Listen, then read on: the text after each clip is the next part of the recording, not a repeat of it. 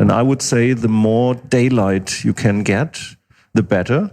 And in the context of window glass, it's, I think, also important to make people aware of the fact that the best daylight will be turned into crap light when it passes through a window, because the window glass filters out important parts of the spectrum. I'm Luke Story.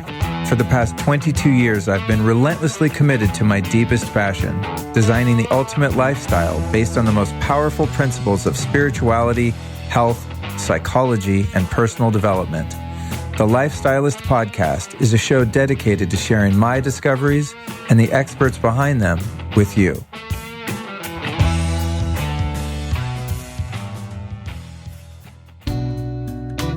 The show you're listening to would not be possible if it wasn't for support from our friends over at Thrive Probiotic. You can find them at thriveprobiotic.com/Luke. If you're tired of feeling gassy and bloated, like how gross is that? But we have to admit sometimes that happens. You might also be taking probiotics and supplements that suck and actually don't work, and you're just wasting your money. Well, Just Thrive is the solution, my friends.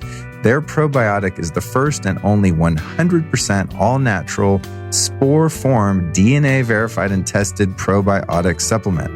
As a subject of groundbreaking clinical studies, Just Thrive has demonstrated incomparable effects on the gut and its undeniable connection to the immune system and the brain.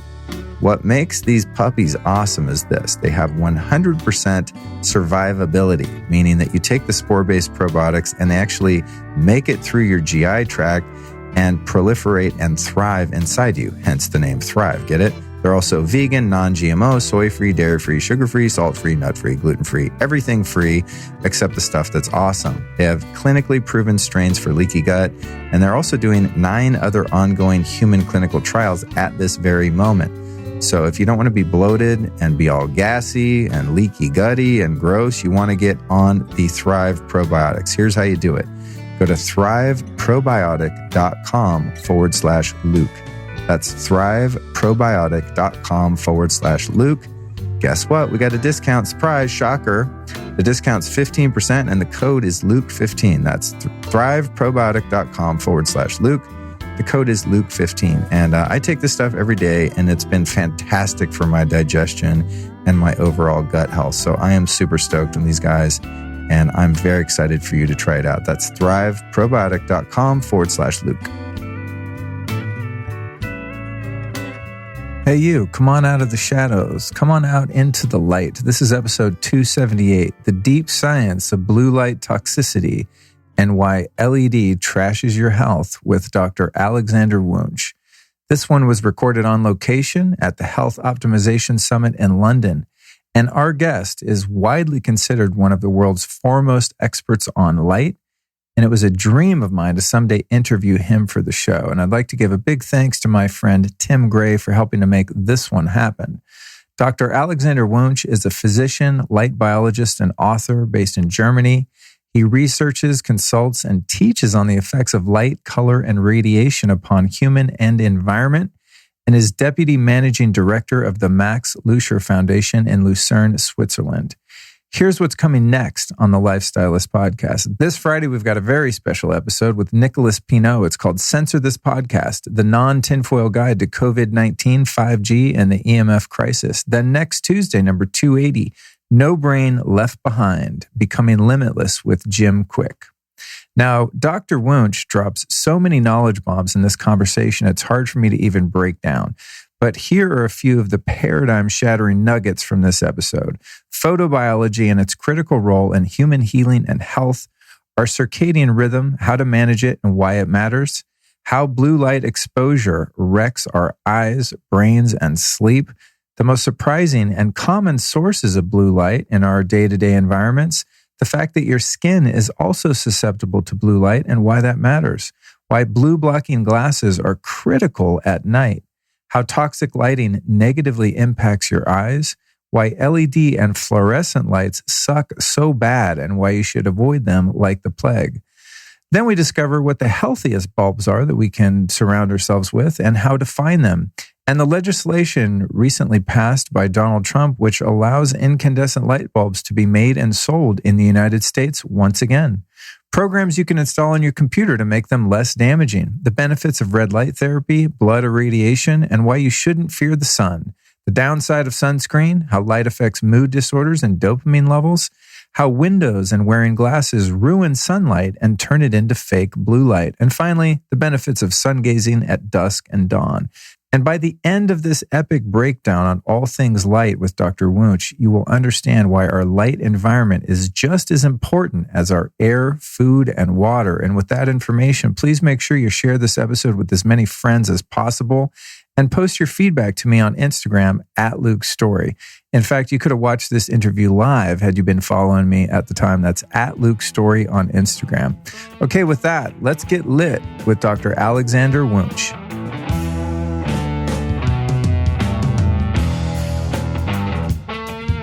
Welcome to the show, Alexander.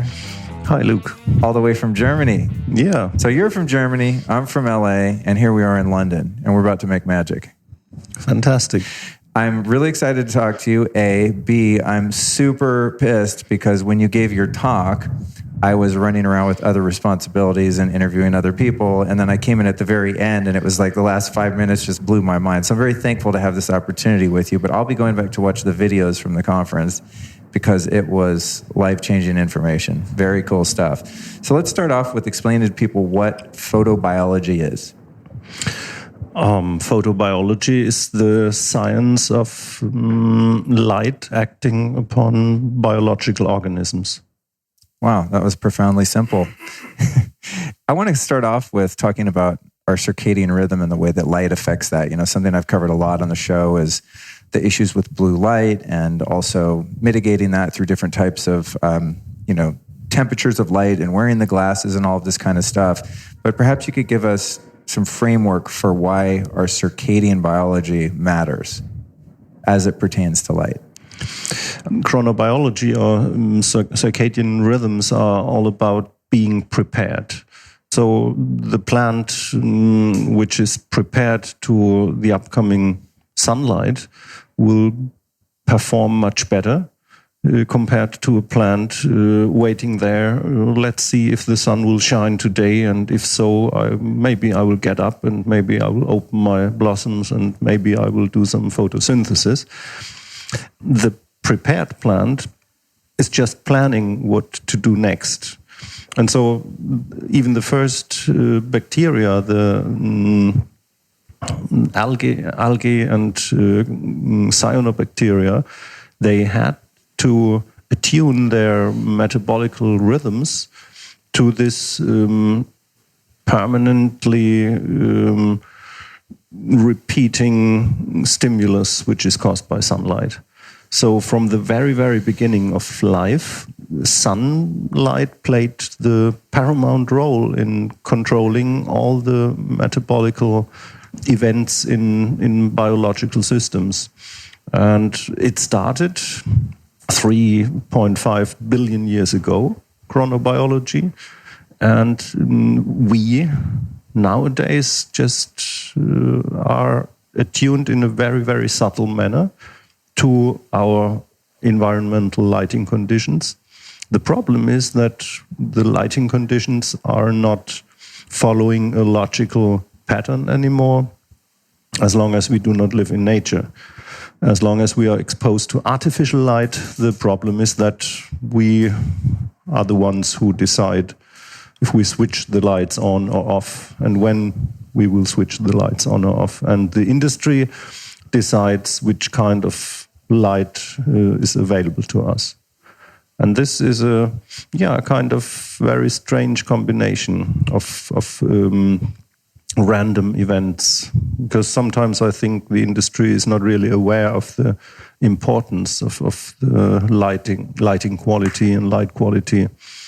So we are offered junk light in many, many cases instead of the delicate light and the natural light our bodies and organisms have been attuned to since billions of years.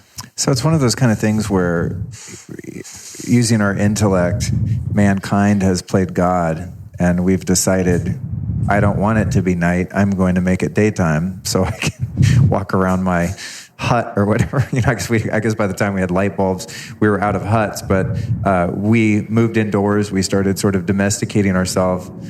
We came up with incandescent indoor lighting, and then we can make it be whatever time we want, right? And then it's one of those things that is, like many times when humans try to alter nature, we don't notice the effects of it perhaps right away. It's the best invention ever. We're so excited. And then later on, like, traveling into space and the physical things that go wrong with human beings being that far out of the magnetic field and all the other issues. It's great. Wow, we can reach space, but then what happens to the human body? And it's one of those things. Mm-hmm. So it's a blessing and a curse. And it seems now that we've moved into the different types of lighting, which I want to discuss with you, fluorescent lights and, of course, LED lighting, that it's gotten exponentially worse due to the fact that at least the original incandescent bulbs had more of a warm color tone that wasn't as alien to us if we used them after dark. So what would you have to say about then the color spectrum of light and the times that we're unnaturally seeing those color spectrums? As you indicated, during the daytime, we'd be exposed to sunlight, obviously. Can you tell us a bit about the color spectrum that exists in daylight versus the artificial lighting options that are available that we're commonly exposed to at night? When we look at the color changes in the skies, then it starts during sunrise with a spectrum which pretty much resembles the spectrum of fire or an incandescent lamp.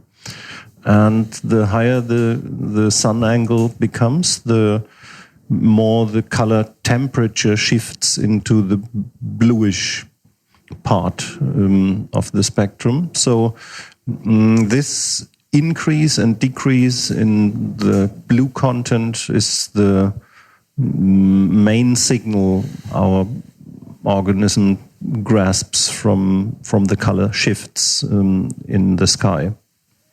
And there are, in nature, we have just two types of light sources. One is a light source, sunlight, with the color temperature of 6,500 or 5,700 Kelvin, which means it's a hot, glowing body, but at a much, much higher temperature than the temperatures we can achieve, for example, in the filament of an incandescent lamp, or compared to the temperatures we can achieve in fire.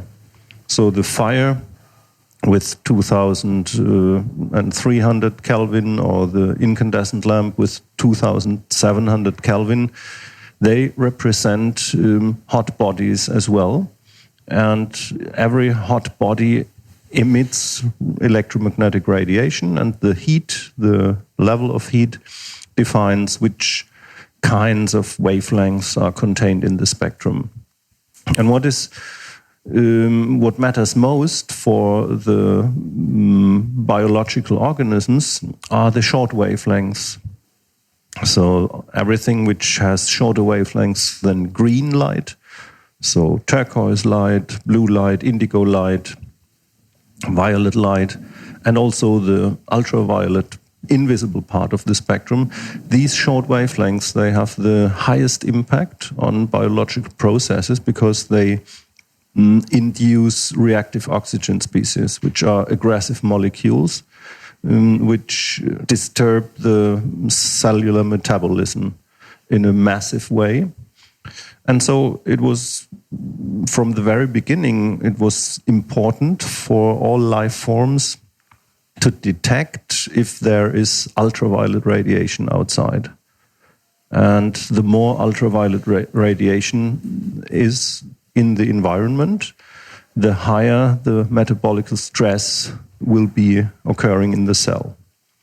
And this metabolic stress, reactive oxygen species, they just act like bastards, just oxidizing everything they can get hold on. So they are damaging all the delicate molecules which have been built up during the course of evolution.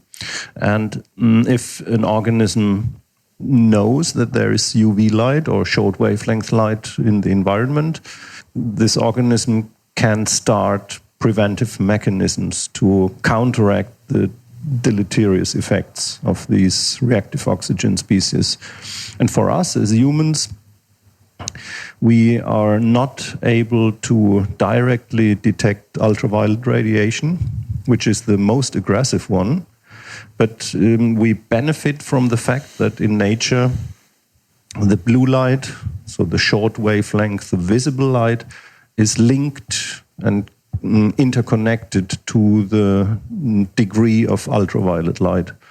So if the light in our environment changes into the blue, our organism can extrapolate from that detection that there must also be a high level of ultraviolet radiation. So when we're exposed to any light other than light that's the color of, say, fire, which we would have evolved to obviously be around after dark for a long, long time, what actually happens to us that's negative? What's the downside of this great gift that we have, even with an incandescent bulb, like not even moving into the junk light of fluorescent and LED, which we'll cover? But what is it that happens to us that's a missignaling when we have really bright lights on, even incandescent bulbs at night inside our home or car or wherever we might be?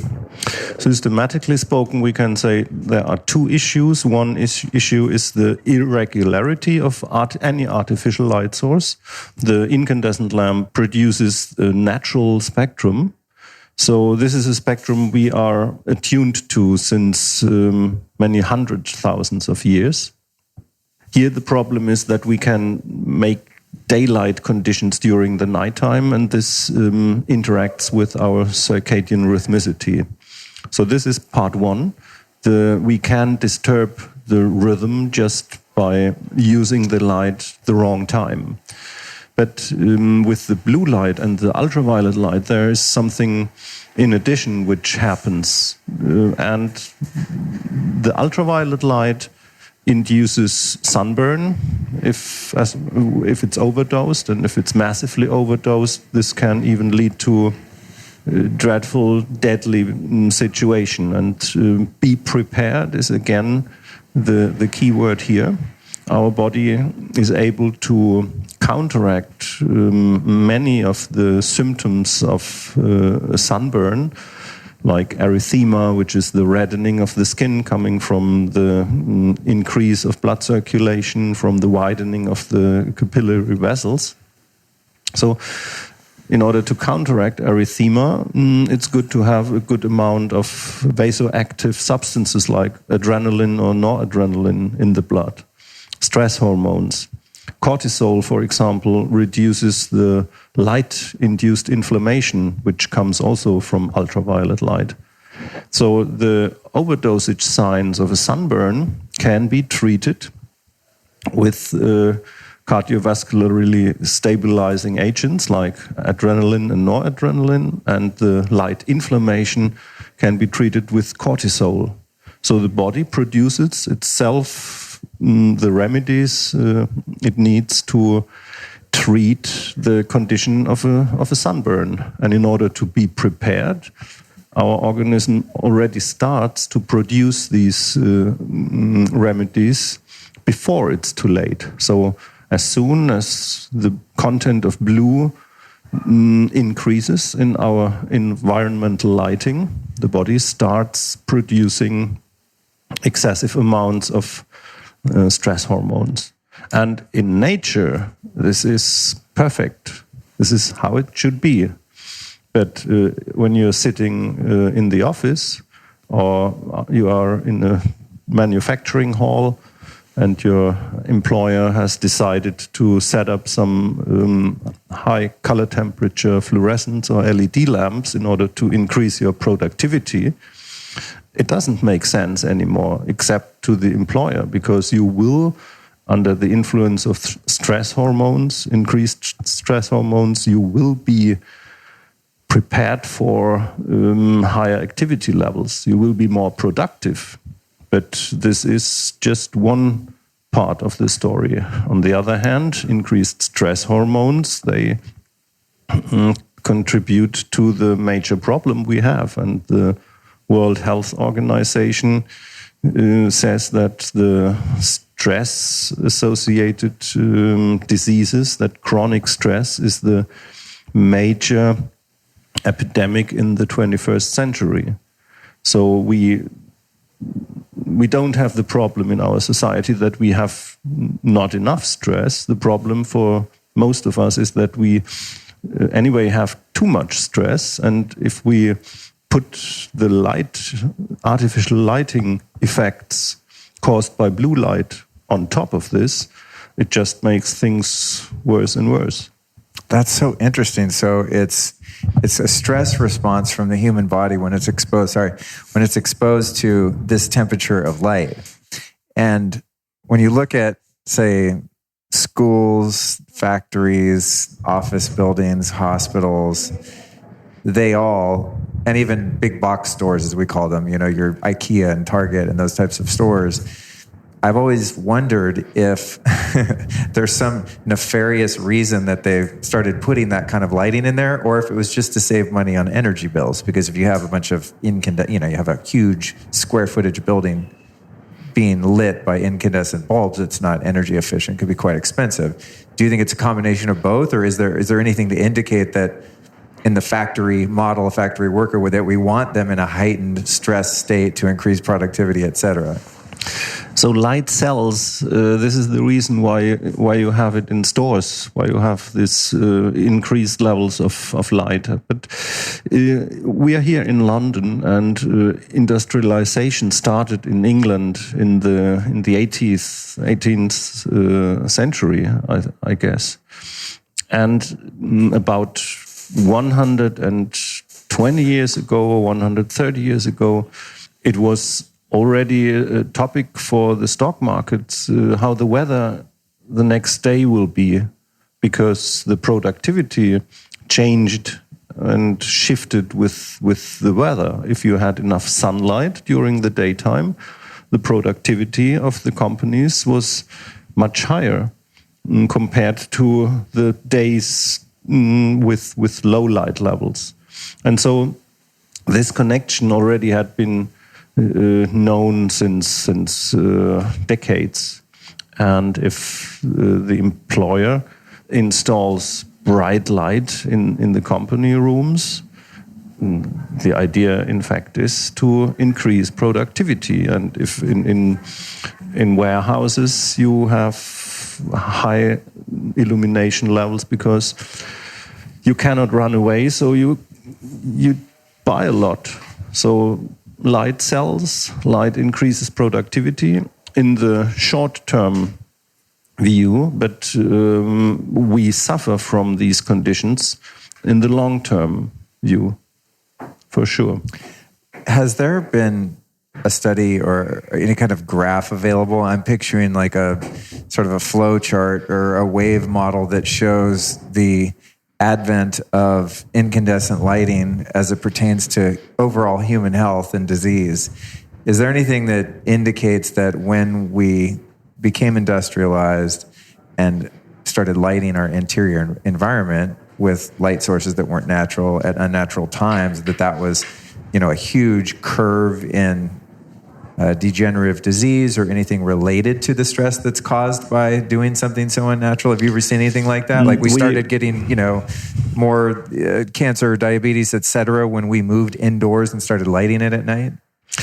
I heard many years ago that with the advent of electricity, the number of heart failures, myocardial infarcts, did raise by a factor of 3 or 4, but I could not find any proof in the scientific literature. The problem is that we have no comparison groups anymore. You won't find significant numbers of subjects who are not exposed to electricity or who are not exposed to artificial lighting. And since we are now in the in the year 10 after the banning of the bulb, of the incandescent bulb. So in a few years, you will not find anyone who still exposes himself or herself to incandescent lighting. So the problem is not the problem in terms of being scientifically correct, is that we don't have control groups. We would need hundreds of thousands of subjects. We don't have them. We just have the summatory effects we can look at. And what we can say that our modern lifestyle, which had been enabled by the use of artificial light. The incandescent lamp in 1879, invented by Edison or marketed by Edison, was a kind of cut regarding our social life conditions, because before these days, night shift was not thinkable.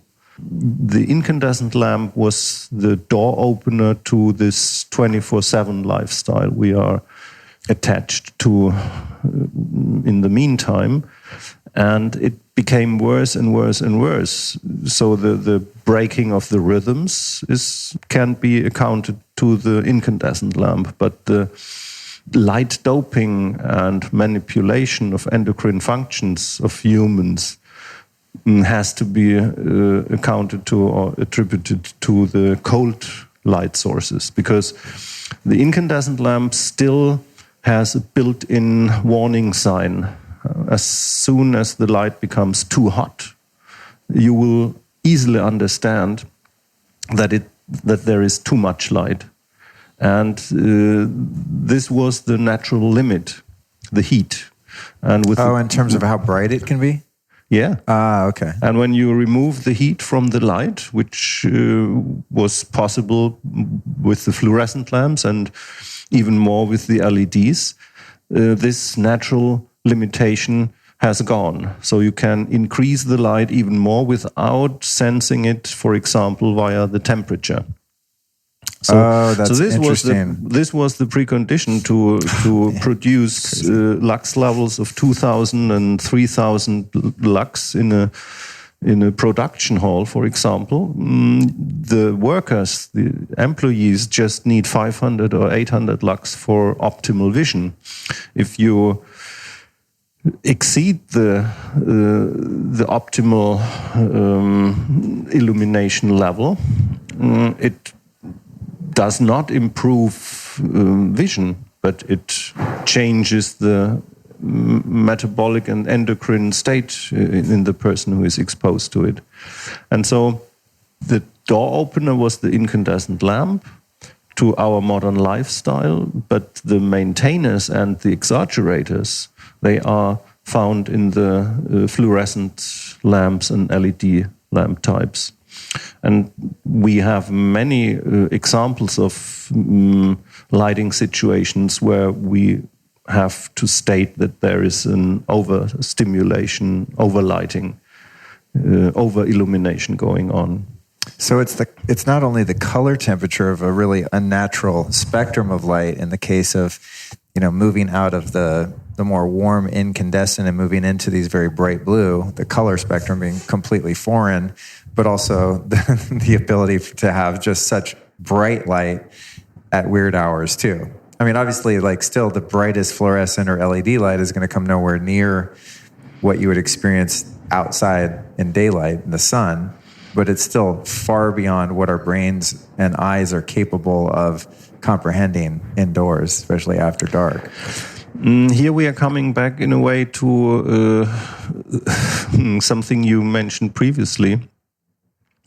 It is photobiology, modern photobiology is also dealing with the idea that we can do it better than nature, and that we can eliminate things we think of them that they are useless, like temperature, for example, or UV light for indoor illumination.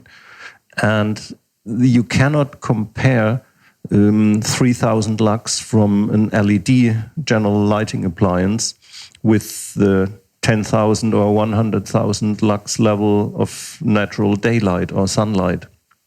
Because in one case, we are talking about just a fraction of the full spectrum, and daylight always provides the full spectrum. And this is the major difference. As long as we have the full spectrum from day or sunlight, we can be sure that our organism is able to fully adapt to it. But when you only have a fraction, probably you just did remove things our body is waiting for. So the consequence will be a maladaptation. And this is what we can show. And coming back to your question, are there studies and what happened since we changed to the 24/7 lifestyle? Just look at the statistical data, at the epidemiological data.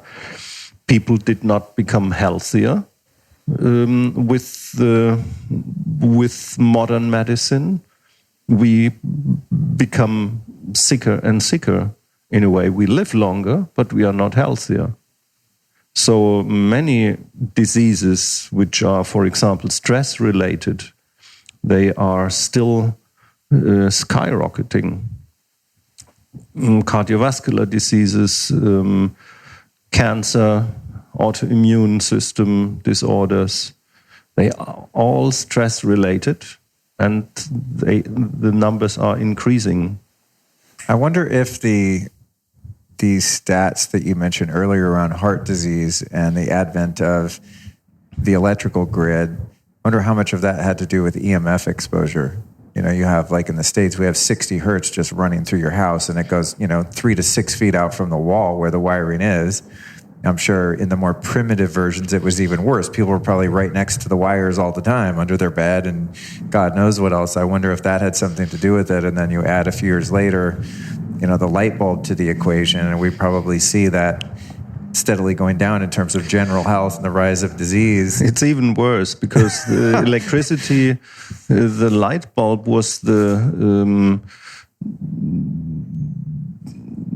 diplomat which brought electricity to the houses. Light bulbs and electricity had a parallel development, because this was the only reason why people would want to have electricity in their house. Oh yeah, we didn't have computers. So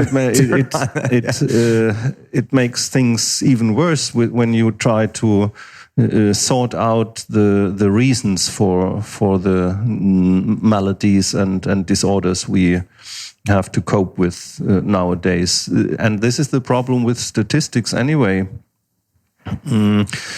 If you only have epidemiological data, you never can tell that one or the other factor is the reason for a certain development.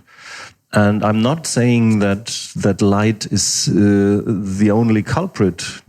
Bad artificial light and mal-illumination is not the only culprit, but it's for several parameters, it's a kind of catalyzer or catalyst. It amplifies certain effects regarding our lifestyle, for example. It enables shift working and things like that. And on the other hand, it has direct influence upon our physiology. The problem is that the lighting industry always can say, Dr. Wunsch, what you are proposing or what you are claiming cannot be proven by any experimental setting or so. But we as humans, we exist on many different levels.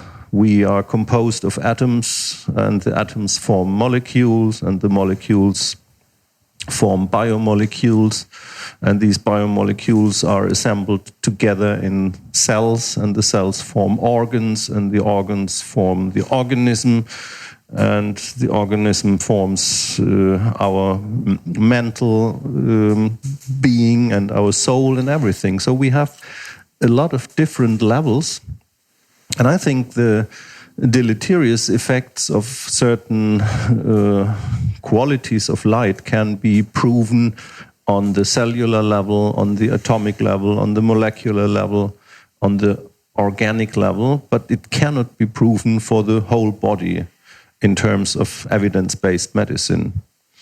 And we just take out this only argument that we cannot prove it on one plane or level of our whole existence, and sometimes ignore that it's already has been proven on all the other different levels. Right. So you have to kind of break down the negative effects rather than create the sum of the whole, which is saying, well, we can prove unequivocally that this is just downright bad for people, but we can't say it's bad for the different systems that make people. Yeah. So you talked about the incandescent bulb, and I remember during the Obama administration, and I wasn't aware of lighting then. I knew that I really felt uncomfortable if I walked in Target or IKEA, a store like that. I didn't know why, though. Now I know why. And we'll talk about Flickr in a minute too.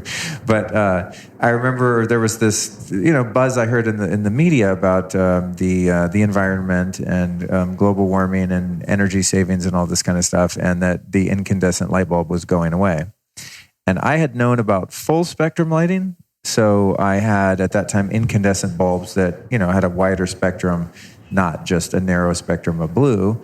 And I used them during the day in the winter and things like that so that it wasn't depressing and sad inside. It was nice and bright, and the light felt very comfortable and natural. It's just kind of an intuitive thing. I just like the natural lighting. So I knew that the sun out there was full spectrum. Speaking of lighting, I forgot to turn the lights on in here. If you can jump over there and turn them on, go for it. At least we have some outdoor light coming in to combat these horrendous lights. Anyway, I started using full spectrum incandescent lights. Then I heard during the Obama You really want to switch on the fluorescent light? Well, if you like to sit under mercury photons. Well, it's because of the video. That's why. We're talking about how this light hurts you, and we turn them on. This is the problem that we make hierarchical structures. The video is more important than our well-being. Right. Well, that's true. Okay, that's true. I have to accept this. Well, you're the boss. Look at it like this: is that the thousands of people, tens of thousands of people that will hear this, they'll perhaps lobby for different alternative options commercially in terms of available lighting, and also realize that if they have a kid, they're raising kids in the house and they're exposing them to these shit lights, that the kids are then going to grow up and be biologically compromised. And so I look at it like you and I are taking one for the team for the greater good. But that said, if it really bothers you, we can totally turn it off. It's okay. But back to the incandescent bulb in the Obama administration. We're outlawing incandescent bulbs. And then I got really scared because am I going to be able to get my great full spectrum bulbs? And I figured out a workaround for that. And in the U.S., at least, you can still buy what they call party lights or decorative lighting that are still totally incandescent, not LED, not fluorescent, but you have to search around a little bit. So I found some really great amber, old style, antique style, they call them incandescent bulbs on Amazon. Actually, for those of you listening, I linked to them on my website. I think it's under bedroom and sleep. I don't make any money except an Amazon link, which is 2 cents or something, but they're just really hard to find and you got to really search. So I put the link on there. And knowing that at some point they could become totally obsolete, I stockpiled them kind of like a doomsday prepper, the doomsday of light. So I'm curious, is that a worldwide thing, or did the EU also around the same time make incandescent bulbs relatively unavailable or illegal? Or in the EU, it started in 2007 or 2008, and the EU enacted the banning of the bulb in September 1st, 2009. So we were kind of ahead of what happened in the United States. Oh, interesting. And what did you do at that time, knowing what you know about light? Did you find a source for incandescent bulbs and find a loophole like I was able to find over here? My garage is stuffed with incandescent bulbs in different shapes and types. Yeah, right. I have a pretty good stock of incandescent. Oh, cool. Okay. So on that note, Dave Asprey mentioned something to me yesterday about, and this is a word that, I rarely say on my podcast. Maybe I should just say the T word for the American. You say the T word. I noticed this last week. It was in the German news as well, that the T-man just reversed the banning of the bulb in the United States, or he at least intends to reverse it. Yeah, and I think our country is experiencing what I consider a large cognitive dissonance politically.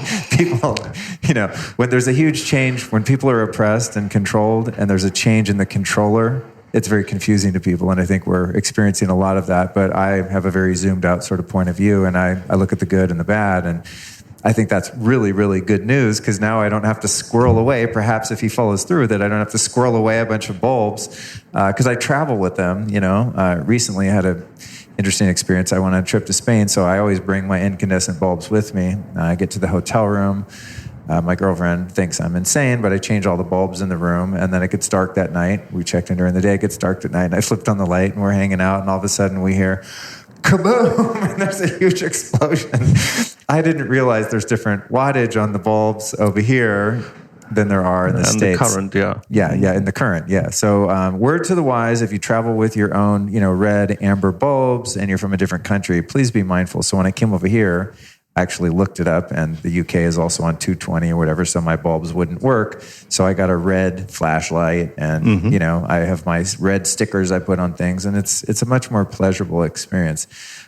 Anyway, I digress a bit, but we can be hopeful that perhaps people start to realize, I'm sure Mr. T's reasoning had something to do with the economy and manufacturing or something like that, or he just hates the environment, who knows. But do you think that there's is it a viable argument for climate change and this kind of stuff that it was necessary to get rid of those bulbs in terms of energy consumption, et cetera? Is it going to make an impact at all?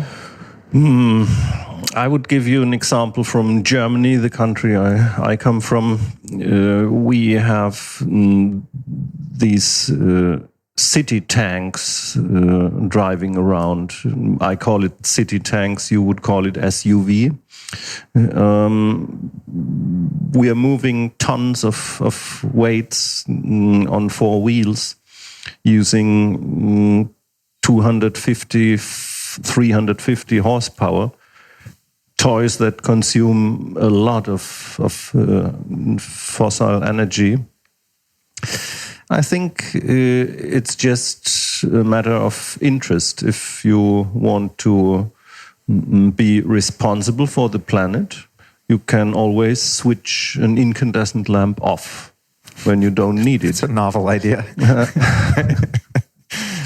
And the history showed that each time when lighting became cheaper, for example, because it was more energy efficient, that it did not end up in a saving in the end, but in an increase of the lighting levels.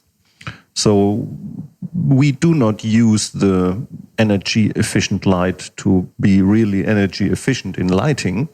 We just use it to produce more higher illumination levels. So this is how it unfortunately goes.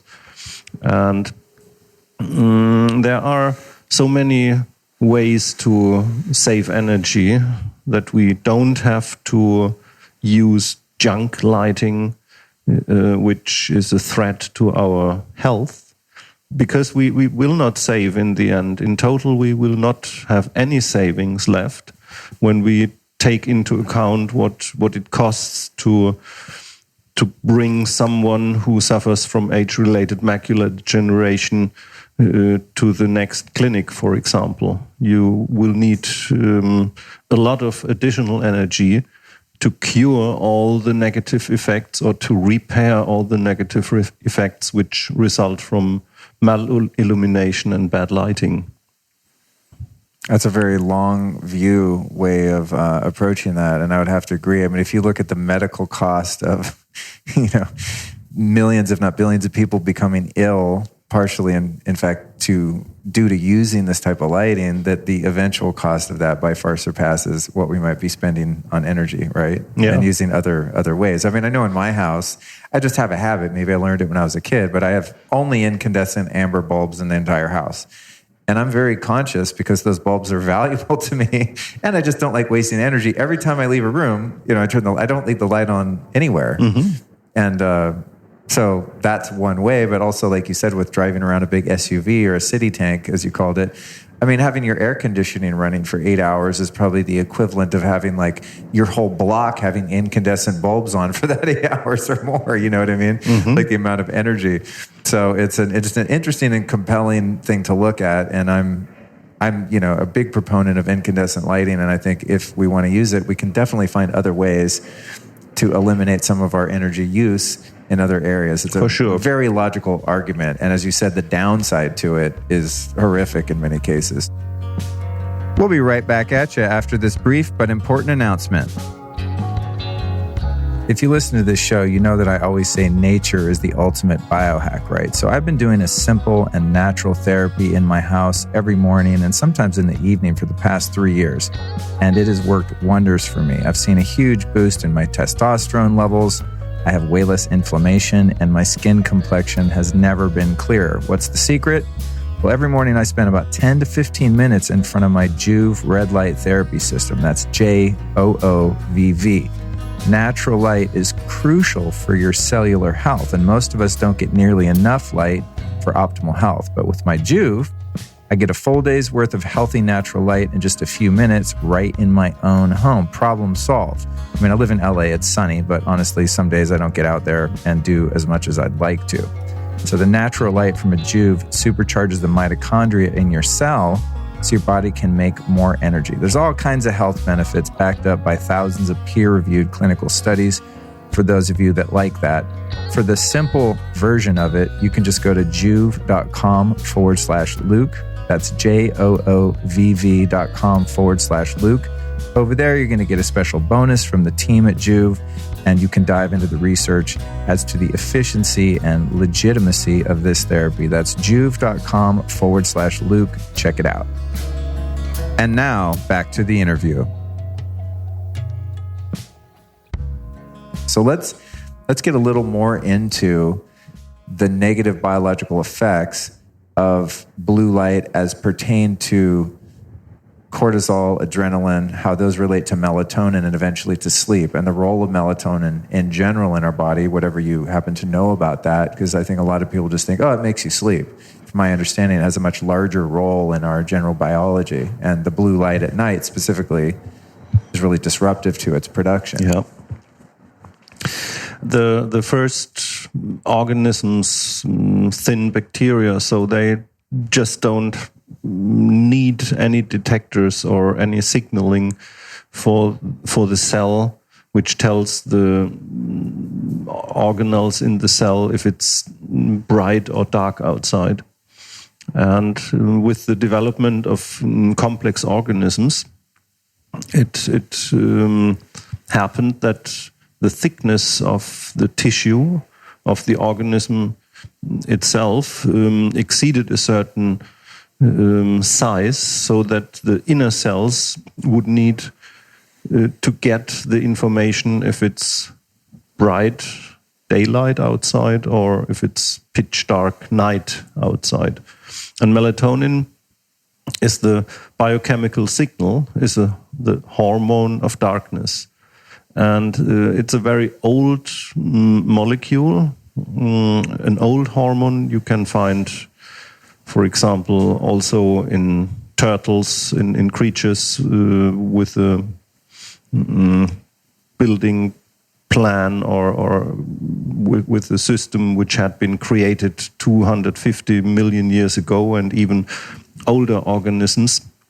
They use the melatonin as a signaling substance. And in rodents, which are nocturnal creatures, melatonin is as well a signal for darkness. but it does not induce sleep. Oh, wow. Yeah, of course. Interesting. So it's just you have the same substances for stress, for relaxation, for repair, for the daytime or nighttime tasks. The substances are the same, but they are wired differently in nocturnals and diurnal creatures. And so we have to be careful with all attributions to these hormones if we learned about their effects from rodents. We might get a different idea compared to experiments we would perform with diurnal creatures like turtles. Anyway, the body has to switch between fight and flight or sympathetic activities, stress-related activities, which are in diurnals occurring during the daytime. Is diurnal the opposite of nocturnal? Nocturnal. Okay, got it. Daytime activity. Got it. And we can tell that humans are planned as diurnal creatures by, for example, the fact that we have rather potent strategies to protect ourselves from sunlight, and we see colors. And nocturnal creatures like rodents, they are colorblind. Oh, they don't have to see color, because during the nighttime there's not an adequate illumination level to provide color vision. That's crazy, because so they don't need the signaling that comes from the different spectrums of light, the different color spectrums of light. They need some signaling, but they don't need this discrimination signaling which we can get from colors. Because it's not only about the content of blue. Colors have much more potential to give us signals. For example, what kind of composition can be found in a fruit of a certain color. So this is linked. If you have more carbohydrates or more proteins or so, can be color coded, and so on and so on. For us, the color coding via the skin, for example, is very important for our social functioning. Coming back to the lighting conditions, if it gets dark, the body needs to not fight and flight, but repair and digest.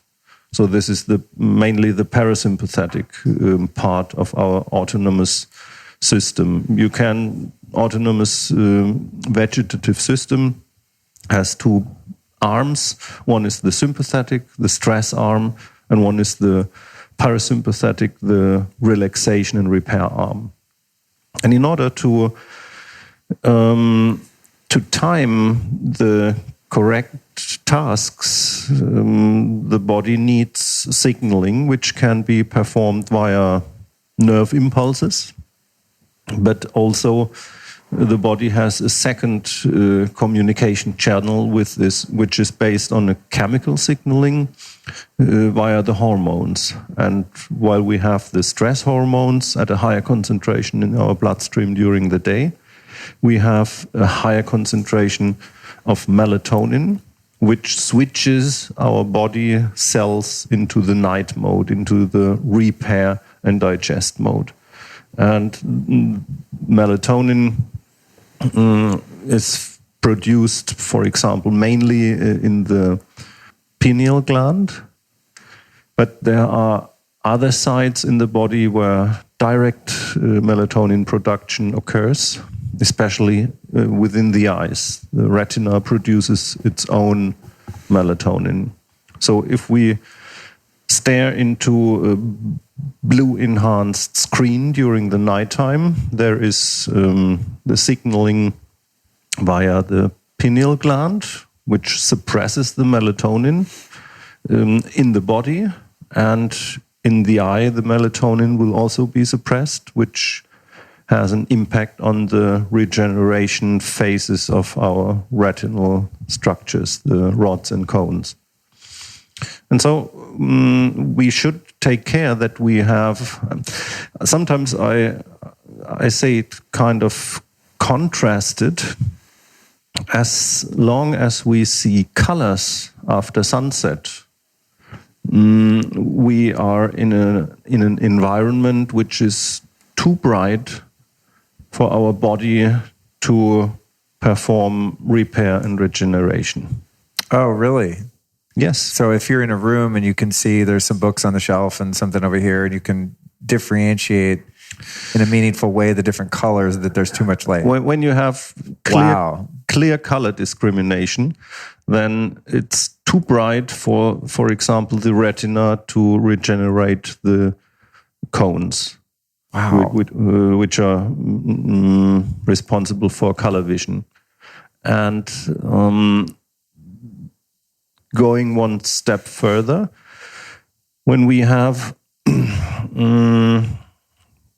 induced by artificial lighting, we have a cut down of the total time of melatonin predominance in our bloodstream of probably, depending on the season, 3, 4, or even 5 hours. And this, if we have less repair and regeneration, which normally would be signaled via the melatonin mainly, then all the degenerative disorders can develop in a stronger way. So is this, with melatonin, I've heard that it's the number one cancer-fighting compound in the human body. Have you heard or read anything to support that? It is a signaling molecule. It acts depending on the dose which is present in the body. It acts as a scavenger, taking away or buffering reactive oxygen species molecules. It is an antioxidant, which again counteracts some effects of reactive oxygen species. It is an antagonist for cortisol. Cortisol, as a stress hormone, increases, for example, the blood sugar level and decreases the activity of the immune system. And if you want your immune system be actively fighting cancer cells in your body, you would not want your immune system being depressed by cortisol. So that's okay. Melatonin is an antagonist for cortisol. So if you have enough melatonin, cortisol will be suppressed. And in consequence, for example, T lymphocytes can become more active. So yes, in consequence, a good melatonin level during the nighttime is favoring the immune activities which are counteracting cancerous developments. Right. There are other, for example, with regards to breast cancer, there are other mechanisms involved, such as the aromatase. Aromatase is a substance which converts cholesterol-like substances into estrogen, and melatonin lowers the activity of the aromatase enzyme. So there is a lower, if you have high levels of melatonin, there will be a lower level of estrogen, especially in menopausal women. So estrogen is in some cases responsible for the development of breast cancer. And if you lower the estrogen level, then you lower the risk for the breast cancer. And melatonin is responsible for lowering the estrogen level via aromatase. And then there is another effect of melatonin, which is also beneficial. It has to do with the mitochondria. melatonin shifts gears in mitochondria to produce less ATP. And if this happens during the night, during nighttime, it leads directly to a decrease in body temperature. And your body just needs less energy for maintaining a certain temperature level during the nighttime, which saves a lot of energy and gives you a good starting condition for the following day. Oh, that's cool. So you actually preserve that ATP for when you really need it in your waking state. No, you don't preserve it. Yeah. You just, the cells just pile up the building blocks for ATP. Got it. Because the mitochondrial activities are just limited and lowered during nighttime, which can be directly measured by the shift in the body temperature. Wow, that's really cool. I had no idea. I'm learning so much. This is super fascinating. I was like, I knew I wasn't going to get basic answers from you, but I'm like, whoa, this is way deeper than I even realized. So, okay, so we could summarize that by saying, okay, blue light is really bad for you at night. So some of the different sources of this unnatural, too bright spectrum of light would, as you said, be computer screens, right? Phone screens, LED lights, fluorescent lights, headlights, lights in the store, basically any artificial light at night that doesn't look yellow, orange, or red. Okay? So how long after we've been exposed to said blue light, say I turn on my computer screen while I'm laying in bed and I've got a fully lit, fully blue LED light shining in my face off my computer monitor, how long after that does it produce the stress hormones and stop melatonin production? Do we know that?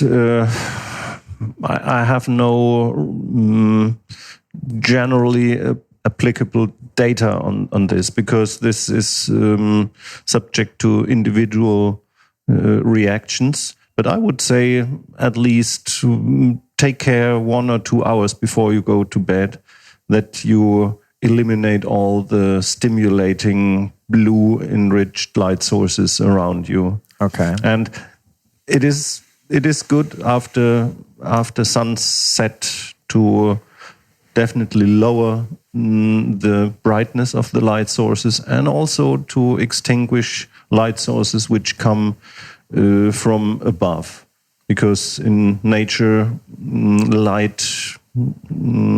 artificial light came from the ground or from eye level, between eye level and the ground, but never from the skies, bright light sources. So except the moon, but the moon is not really a bright light source during nighttime, but all the other light sources come from beyond eye level. Do you get blue light exposure on a full moon?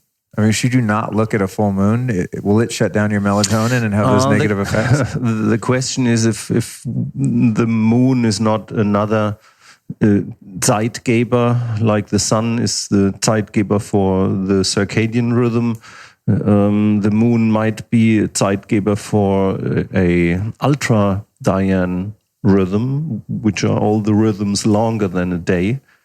And there are rhythmic occurrences in the human body, especially in women, which resemble the moon phase rhythm, pretty much precisely exact. Oh, right. And so the natural condition is that we have this kind of brightness tides and also during the night. So when we are not hidden in our caves, when we were not hidden in our caves, we were exposed to changing light levels during the nighttime. But we are talking about less than 1 lux and less. Interesting. So less than 1 lux would be a full moon then. So it's not even that bright. Interesting. No. Okay. And then so like if I have a huge LED light in my garage and I'm working there or something like that, what would the lux be on that as compared to the moon? What you have in your garage could have a lux level of 50 or 100 or even more. And in former times, it was just it just made sense that we had times in the month where it was brighter at night. So hunting, finding sleeping animals and hunting them could be quite advantageous. So you had half of the month where you could hunt at night, or let's say at least 1 week, and 3 weeks with much, much lower illumination levels, which provided time for full regeneration then. So in addition to building this awareness about how we want to avoid blue light at night, light from above, light that's too bright. Say we're wearing some really dark red, blue blocking glasses, and the minute the sun goes down, we've got our glasses on, we've not been exposed to any light, and then we take them off and someone in the bathroom turns some bright blue lights on. How long do we have to be exposed to have that stress response and that melatonin shutdown? Is it like 2 seconds? If I see the blue light, I'm screwed? Or is it going to take me 5, 10, 30 minutes of being in that light to kind of disrupt the biology again? It will throw you back for several minutes or probably half an hour or so. But we are talking about dynamic events, and we know that even a few seconds can be enough to suppress the melatonin production. But after exposure, after a few minutes or so, the melatonin production will start again, but it will have an impact. And if it happens once, no problem. If it happens on a regular basis, yeah. Right. Okay, cool. I always wondered that. And then when we're talking about junk lighting, and this is something that's really important to me, and I just love spreading awareness about this, as we earlier turned on these lights in here, which are so heinous, but, as I said, I want to see the video, as other people do too.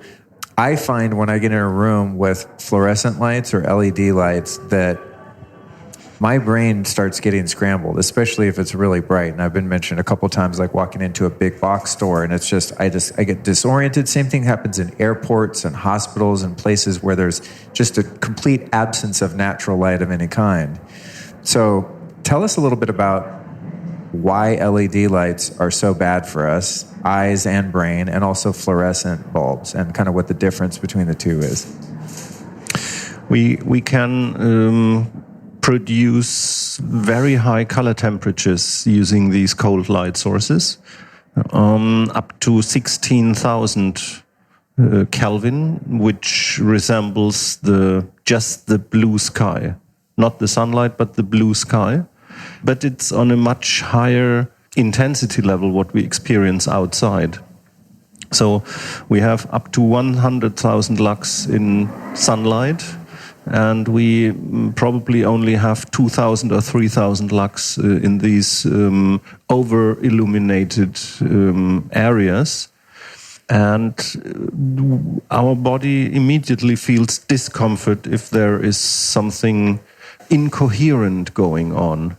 So in the cave, we expect low illumination levels, and the lower the illumination levels are, the lower the color temperature should be. And it's not just an arbitrary thing that we have blue lights in traffic for alarming purposes. Oh, wow. It just is scary.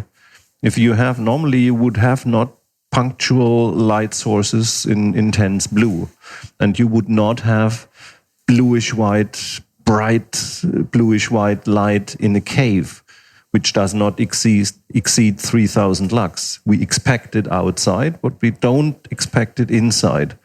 And so the illumination level and the content of blue does not match our expectation. And this makes us think or feel that something is not okay with it. Yeah? Okay, that's kind of what I figured. And then what about the issue with flicker? Sometimes I'll test lighting and I'll put my phone on slow motion and I'll film the light source. And pretty much anywhere you go that's not, in our modern world that's not lit with incandescent lighting, which is barely anywhere, when you look at that light on slow motion, it goes boom, boom, boom, boom, on and off, and it pulses. And so I started looking into this aspect of flicker, and I found a video online showing a close-up of a human pupil in the eyeball opening and closing over and over again when exposed to the light flicker. So what negative impacts, in addition to the color spectrum and the brightness, does the actual flicker effect of those two types of bulbs have on us? So we have two types of flicker. One is clearly visible. For example, the illumination level change in fire when we look at it. So this is not really the problem. In fire, we love it because it's a random change in illumination levels. And the light in a fire never completely turns off. Yes. Right? It's kind of just sparkles. Whereas the flicker in a light bulb is turning on, off, right? Yeah, there are different types of light modulation. On, off is one extreme, and constant level is the other extreme, and you can have everything in between. Okay. I'm talking about modulation depth, which means if you have just higher, lower, higher, lower, higher, lower, this is what the AC-driven incandescent lamp would perform. And if you have on, off, incandescent has 3 to 5% modulation depth, and on, off, like a stroboscopic light, is a 100% modulation depth. And as long as you are aware of the frequency of the flicker, you can avoid it. Or if you experience a headache, for example, or migraine attacks, you can associate them with the stimulus. But problematic setting is when the flicker occurs on frequencies which are invisible, directly invisible to the human eye. So we are talking about frequencies of 50, 100, 200 hertz, and you would not be able to discriminate the 120 hertz flicker of an incandescent lamp, but you easily can discriminate 250 hertz flicker in an LED, as long as it's a 100% modulation depth flicker. We know from experience that the cathode ray tubes from old TV sets, they also did flicker massively. Oh, right. Or computer screens, the tube screens as well. But we became adapted to it. So our body, our brain is able to do something comparable to what the camera of your phone is able to do. And this is to shift the shutter frequency. So our brain is able to eliminate the flicker from becoming conscious. So the brain can, by software reasons, suppress the flicker so that you don't realize that it's there. But the brain has to work a lot and to spend a lot of energy for this procedure. And by the way, the camera, even if you are in slow-mo... I just took a video here while he's talking. Yeah. And you can see the light just flashing, but you don't see it, as you said, with the naked eye. So yeah. I'm using brain power so that it's not terribly confusing to me to sit in this room. My brain's like adjusting so that to the naked eye, I can't see the flicker. So you need more brain power in this room compared to situation outside where there is no flicker. Sure. And I just have to warn you that the better the cameras are in the smartphones, the higher the probability that they work on algorithms which eliminate the flicker in the same way your brain does. Oh, wow. So they're not at all an accurate measure of the flicker rate. Not at all. What are those devices called that you can use to accurately measure the flicker? Flicker meters. Oh, okay. Yeah, Matt Maruka, who I think you met today, he came to my house and had one of those and a spectrometer, I think, to measure the color temperatures. And we spent like hours geeking out on the flicker and the color temperature in the house. And I'm like, God, it wasn't that bad because I have the incandescent bulbs. But so essentially, the more flicker there is, the more work our brain has to do, and this causes damage in what way? I know that I get headaches. It again increases stress. Okay. And it depends. Flicker is a stressor, and our body reacts with the stress reaction. Some people have experienced increased numbers of migraine attacks, eye strain, concentration loss,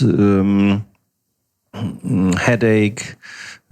For example, the habitual change in the way you are moving your eyes, because when you're moving your eyes swift and fast without moving the head, you will see punctual flicker much more intensely compared to moving your eyes slowly via the head movement.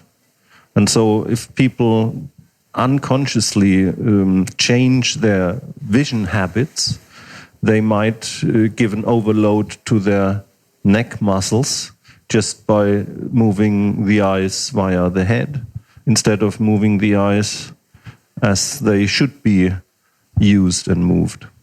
So interesting. Flicker changes a whole lot of things and, for example, decreases productivity by around 20%. 20%? Yes. Productivity? Yes.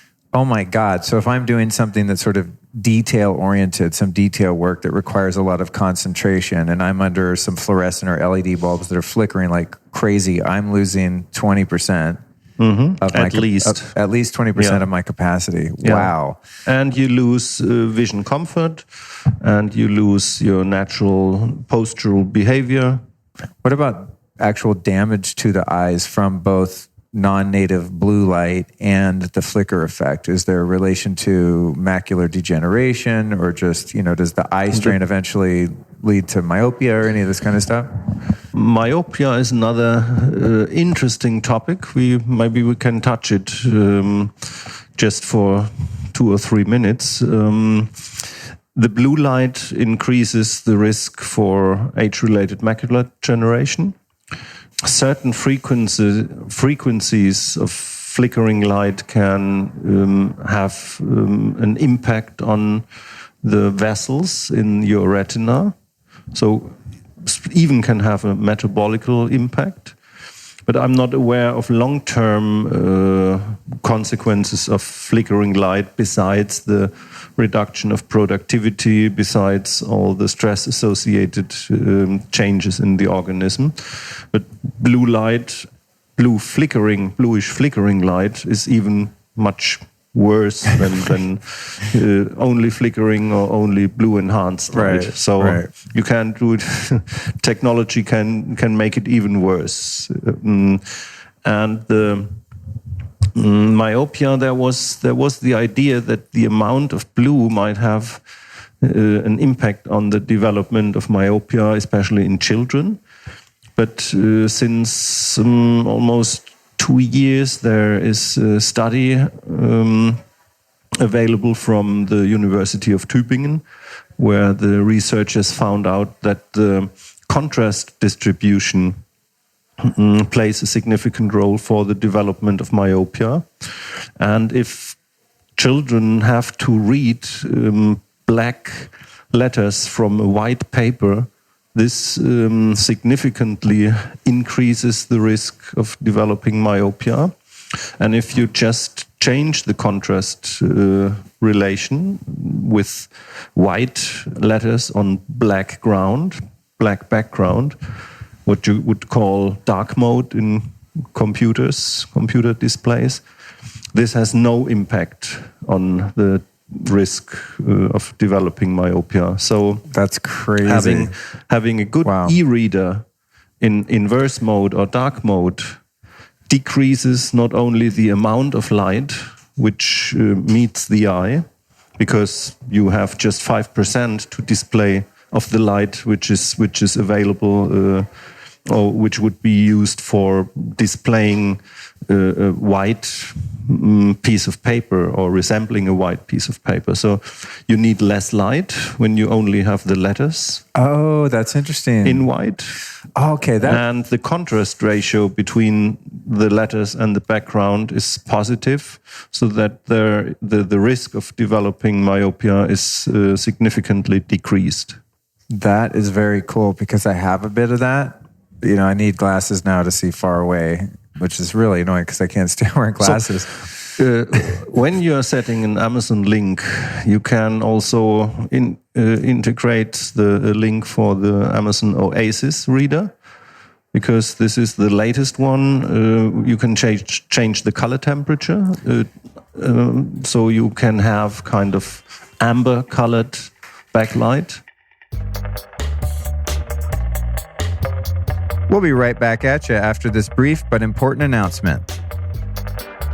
This episode of the Lifestylist Podcast would literally not be possible without the support of our sponsor, BlueBlox. BlueBlox offers a complete range of evidence-backed blue light blocking glasses to suit your every need, and they also look really cool. Their signature sleep lenses block 100% of the blue and green light from the 400 to 550 nanometer range, giving you optimal melatonin release and the best sleep ever.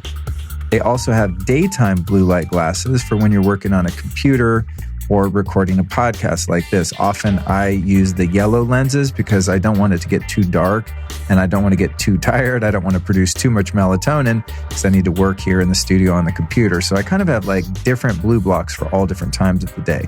But after say 8, 9 o'clock at night, then I'm rocking the darker kind of amber color lenses in the 550 range because I want to get tired and start winding down and going to sleep. They offer a full range of non-prescription, prescription, and readers with free worldwide shipping. They also have a really cool service where you can send in your own frames, which is dope. So you might have some great sunglasses, which I don't recommend wearing personally. It's a whole other topic. I don't wear sunglasses myself, but I have turned some of my other sunglasses into blue blockers, which is really cool. So I would highly recommend, if you care about your sleep and you want some good-looking blue blocking eyewear to protect yourself from computers and lights at night and all that kind of stuff, get yourself over to blueblocks.com. That's BLUBLOX, BLUBLOX, blueblocks.com. And when you get there, at checkout, enter the code LIFESTYLIST and save 15% off. And now, back to the interview. Well, I've been using a program called Iris. I don't know if you're familiar with Iris. Yes. Where you can, you turn your screen red, or you can use the dark mode. And the inventor, I forget where he's from, Romania or Russia or something like that. It's meant to interview him at some point, this guy Daniel, said that he's also figured out a way to, I don't know if totally eliminate, but definitely reduce the amount of flicker. Are you familiar with this program, and do you approve of it, in your opinion? The flicker cannot, if the backlighting is flickering by itself, you cannot influence it by software. So that would be a hardware thing in order to do that. Got it. It can be a hardware and it can be a software thing, but the hardware, if the hardware flickers, you can do whatever you want with the software. It will not work. Right. And the Oasis ebook reader has it does not really flicker, and especially it does not flicker in frequencies where I would say you should be concerned of. And you can change the color temperature, and you can you can use the dark mode. So is the Oasis reader an actual device? It's not like an app? Oh, no, okay, I got you. It's a Kindle. Oh, cool. Ebook reader. Smart. Wow. And this is really, they did really a good job. That's very cool. That's very cool. Because I never read, digital books because of that reason. It just, I want less time staring at my computer. We were talking about children reading. Right. And what could you do good to your children? And wow. It is for the eye, it's better to have a good reader in dark mode, a good ebook reader in dark mode, compared to a normal book, because the pages of a book, of a physical book, still will cause the same problems with the contrast and It's the interesting myopia. that you say that, because when I read now, and maybe it's just getting older, just because I'm just generally more sensitive to my environment, but when I read a white papered book with black ink and the font's very small, it's very strenuous for my eyes. And it's not just because the font's small, it's confusing looking to my eye. It's hard to make out the letters and the shapes, and it's tiring. Are you familiar with the work of the Erlen Institute? And these color filters and things like that. I went there a number of years ago. I'm not a specialist, but You're subtly aware of it. Yeah. Well, you go there and you do some sort of test. I did it a few years ago, and they use these color gels on screens and things you read, and they determine like kind of what your personal color preference is in terms of not only reading, but just the glasses that you would wear all the time that are tinted violet or yellow or orange or even in some cases blue. And so I went and did the testing. There's kind of two different modules that you go through of the testing to determine what your color is, and then you can order these prescription glasses to use for reading and things like that. And I swear, we finally figured out my color was kind of a light blue, and they gave me these gels. And if I put that over the page of a book with a white page, it's so much more relaxing to read. And I never got around to finishing the project, but I thought that was so interesting. I didn't really understand it, but it was definitely quantifiable. The difference. I just would have to take a gel every time I changed the page, and so I kind of abandoned the idea and went back to just reading less because it's annoying. So that's very interesting. In terms of the exposure to flicker and blue light, let's say I'm in a room like this. Well, it's a great example. The room we're in, we have these super shitty fluorescent bulbs, CFL bulbs. There's 4 of them above us. There's fluorescent, those tube ones. But then we have a window here that's got some diffuse light coming through the glass and some natural light where the window is totally open. So how much benefit do we get from sort of diluting the crap junk lighting in here with some unfiltered and some filtered natural light coming into the room? Does it matter? Is it helping, or is it still totally suck in here? I don't like this quantitative approach, because it gives people a chance to escape. You know what I'm looking for. Questions like, what is the critical threshold limit for flicker, or what is the problematic frequency we should not exceed, or whatever, for flicker, or Right. I think it is very important that we have a direct connection to the outside, that we are aware of the things which are going on in real life. So we know that even a small bullseye in the facade, which gives you access to the outside, is beneficial. And I would say the more daylight you can get, the better. And in the context of window glass, it's, I think, also important to make people aware of the fact that the best daylight will be turned into crap light when it passes through a window, because the window glass filters out important parts of the spectrum, like the near infrared, which is plainly provided by incandescent lamps, for example, and it makes about more than 40% of the total solar energy or light energy outside. More than 40% is found in the near infrared part of the spectrum, and the windows normally take out all the near infrared. They eliminate the ultraviolet B, but they let pass the ultraviolet A through. So they have rather high transmission in the UVA, which is responsible for skin aging and even skin cancer. So if you are sitting behind the window and the sun is shining in, it will increase your risk of experiencing skin cancer, because you have no limitation for exposure, because ultraviolet B does not cause a sunburn. So it could happen that you sit 3 or 4 hours in the sun behind the window, and so you get almost 3 hours of UVA exposure, without noticing that there is something adverse going on. And in addition, the repair information coming from near infrared is also missing, so it makes UVA even worse. Oh man! So be careful with windows, because they turn good light into crap light. That's crazy. So I'm picturing riding in a car, and was somewhat aware of this. I didn't know the depth of it as you just described, but picture so many people riding around in their cars all day, probably thinking like, wow, I'm getting a lot of great natural light. Or when you go look at a flat, right? You go in to buy a house or something. Oh, this house has tons of natural light. No, it doesn't. Not unless the window's open. It's not natural light. Even you can have a million skylights if it's coming through plastic or glass. We're now getting like alien, non-native blue light, essentially. So does it do any good? Kind of like I want to find a cheat for this. When I'm at home in LA, thankfully it's always sunny, and I'm like an Egyptian sun worshiper. I love sunshine. It's probably why I stay there despite it being kind of a crappy city in many ways. No offense, LA.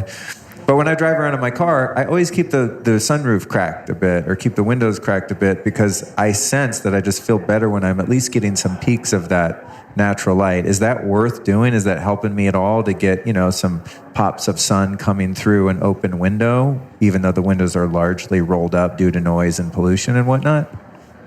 I prefer the controlled exposure to sunlight, which means not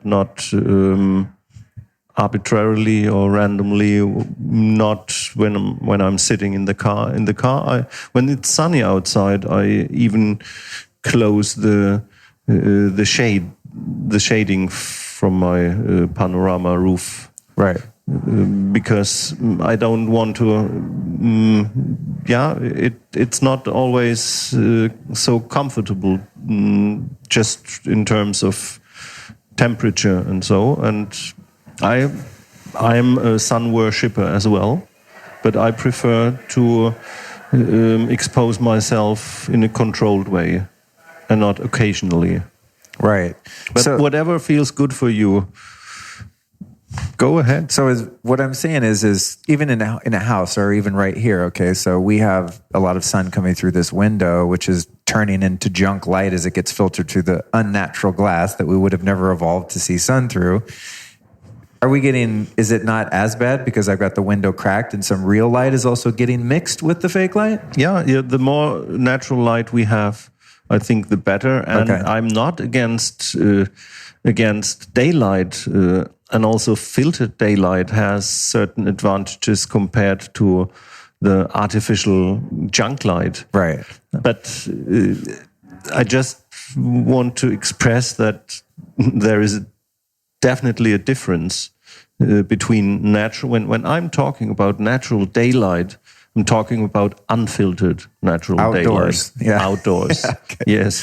For sure. And not sitting behind the window. Right. Okay. And I'm all for that. I do everything I possibly can outside, which is great when you live in a warm place. It's much easier to do so, and I think that's a great testament to, why so many people travel and move to areas where there's more sun exposure, unlike the city that we're in. Now, what about being in a car like mine? I've got a German car. You guys make great cars, by the way. Thanks. I have all of my windows tinted illegally dark. I mean, even the front windshield, which is in the States, is illegal to tint that. Don't tell anyone, listeners. I've got that tinted. It's barely visible, but it is tinted. It cools the car off, and it's just less harsh. It's much more calming to drive around in a car that's very dark inside. And then I have limo tint on all four windows, which I every once in a while get pulled over for. If the lighting inside a car, or in your house for that matter, your office building, is going to be junk anyway, wouldn't it serve us to at least dim that light and just tint the hell out of everything if we're already ruining the light anyway on the way in? So, personally, I dim the light inside my car. Okay. Because during nighttime, I have access to all visible information, even in the lowest setting position. And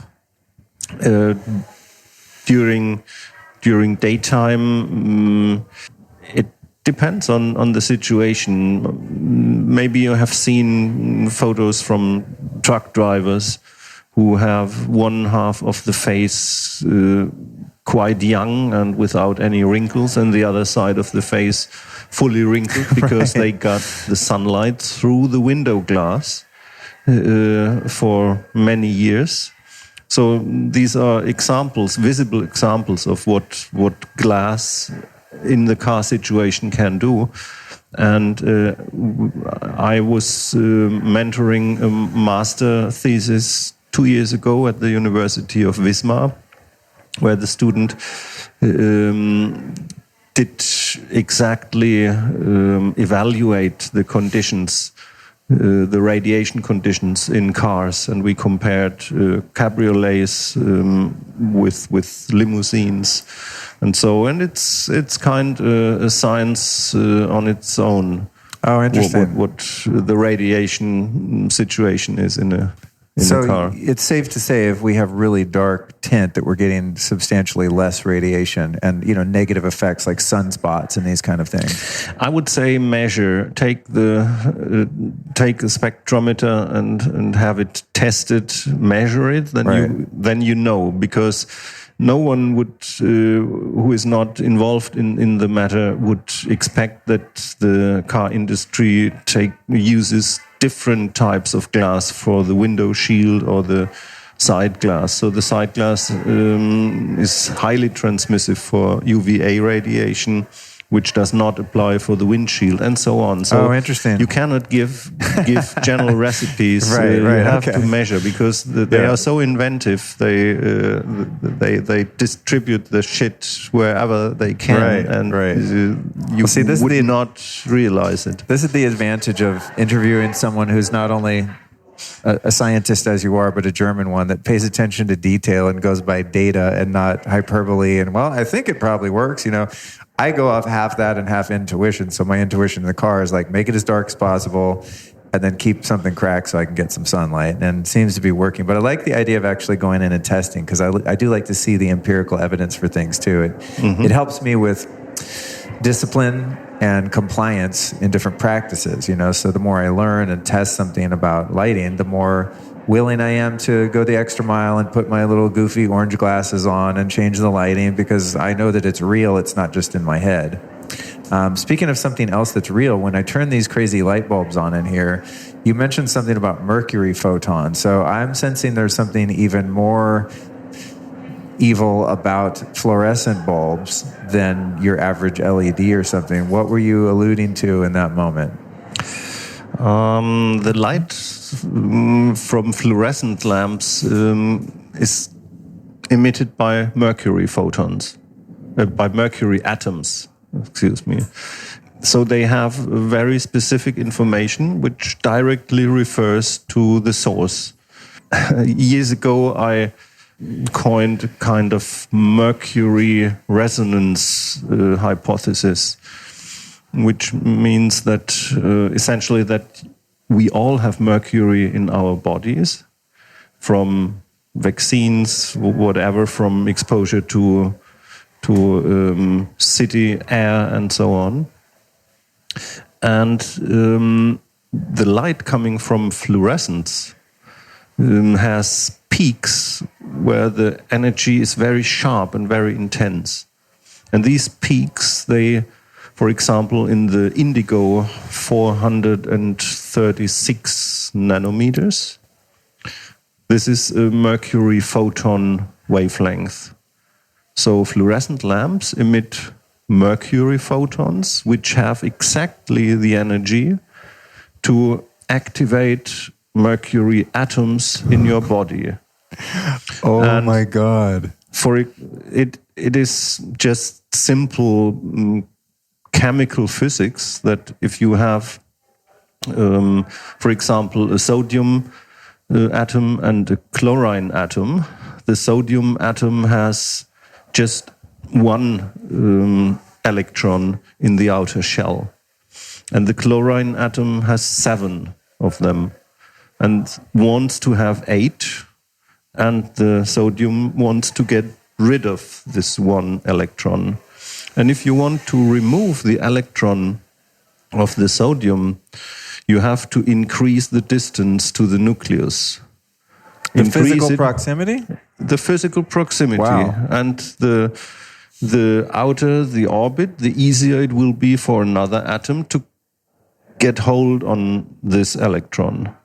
And how do you kick out electrons out of an atom? You need exactly the wavelength the photon would emit when it jumps back from an outer orbit, which is in the case of sodium, let's say yellow light. So if you shine yellow light onto the sodium electron, it will absorb this and will jump out. And this is the moment where the chlorine grasps the electron and they form sodium chloride, one without and the other with an additional electron. So starting a chemical reaction in many, many cases involves the absorption and emission of photons. And once you have mercury in your system, it will be less problematic as long as it's not activated. But when you start to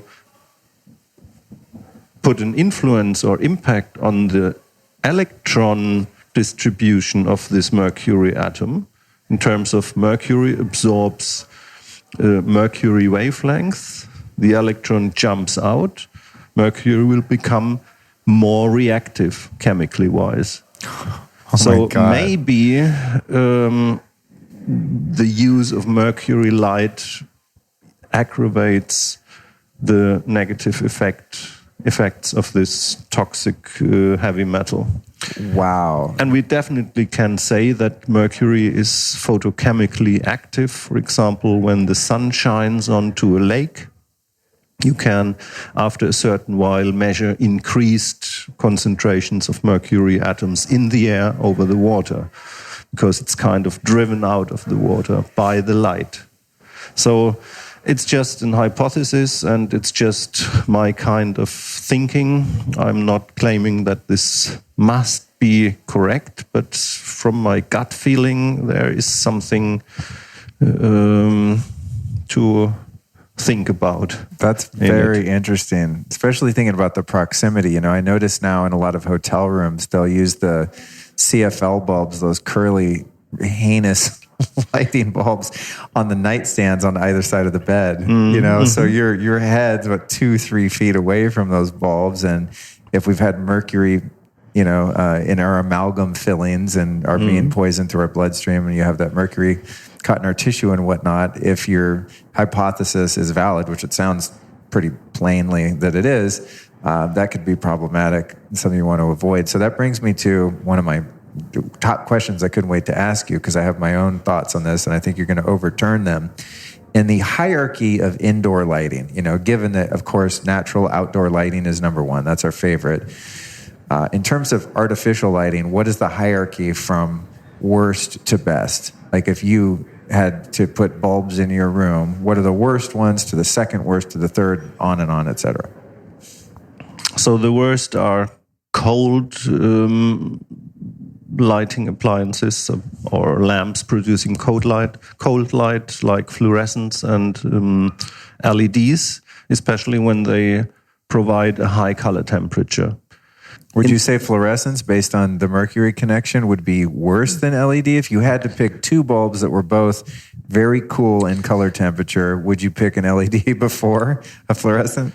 It depends. There's other variables? It depends on the variables like the electronic ballast, for example, the specific emission spectrum, because there are LEDs which are even reduced in their content of blue. The problem with the warm appearing LEDs with so-called warm light, which is still cold light, but the warm LED colors, light colors, in many cases carry still pretty much high amounts of blue, which is masked by even higher amounts of orange, for example. We won't see it with our naked eye, but we only can discover it when we use a spectrometer. So when you see warm light from an incandescent lamp, you exactly know how the spectral distribution will be.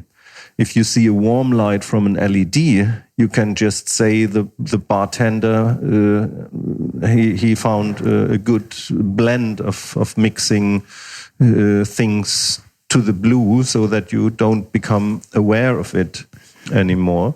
But there are also LEDs which definitely emit very tiny amounts of blue light.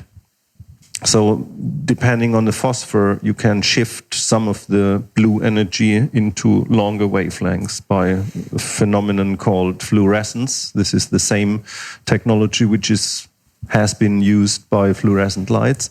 LEDs, white LEDs, are fluorescent lamps as well. And depending on the specific distribution of phosphorus and so, you can have a better or worse fluorescent spectrum. So I would first measure and then decide. Got it. But cold light is in any case the last choice I would make. Okay. It's better to have incandescent lamps, and incandescent lamps can be operated on alternating current, and they also can be operated on, some of them can be operated on direct current. The low voltage, 12 volt, 24 volts, low voltage incandescent lamps can be operated on direct current. And this is the way how you can eliminate flicker and electromagnetic dirty electricity. I was going to ask you completely. About that. So my favorite artificial light would be a halogen lamp. Really? Yes. Wow. 12 volt halogen operated on a DC transformer, which is ground linked or earthed. Wow, dude. So in your home, are you using mostly halogen lights?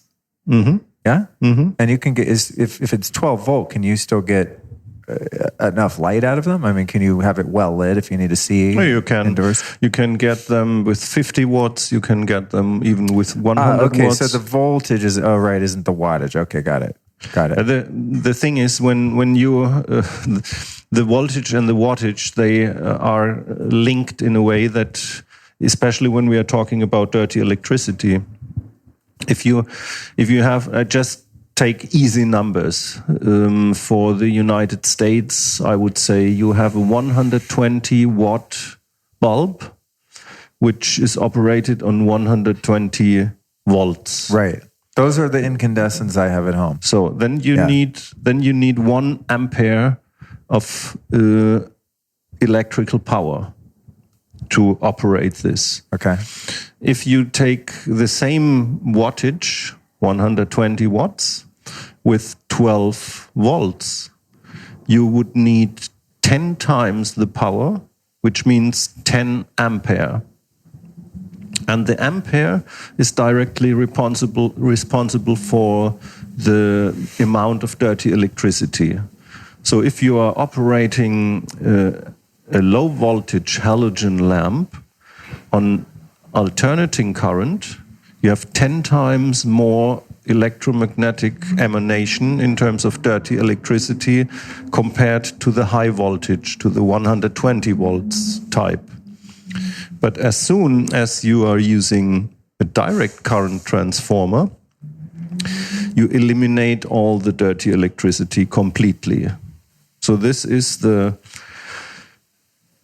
hierarchy is cold light, the lowest, the last choice, then incandescent low voltage on alternating current, then high voltage incandescent on alternating current, and then low voltage incandescent on DC.